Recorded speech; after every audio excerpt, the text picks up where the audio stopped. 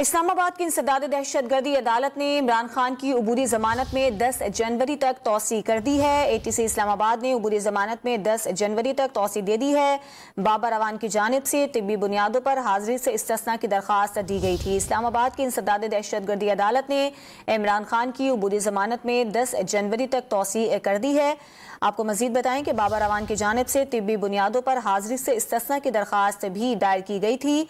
इस्तिस्ना की दरख्वास्त मंजूर कर ली गई और समाअत 10 जनवरी तक मुलतवी कर दी गई।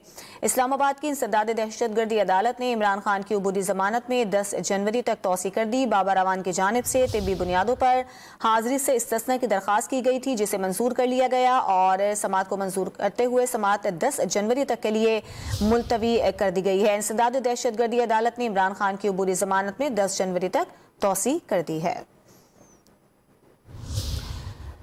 अहम खबर आपको दे रही हैं। इस्लामाबाद की इंसदाद दहशतगर्दी अदालत में इमरान खान के खिलाफ दहशतगर्दी की दफात के तहत मुकदमे की समाअत हुई, जिसमें इंसदाद दहशतगर्दी अदालत ने इमरान खान की उबूरी जमानत में 10 जनवरी तक की तौसी कर दी है। इस पर बात करेंगे डॉन न्यूज के नुमाइंदे उमर मेहताब से। उमर, बताइएगा अदालत में मजीद क्या कार्रवाई हुई है?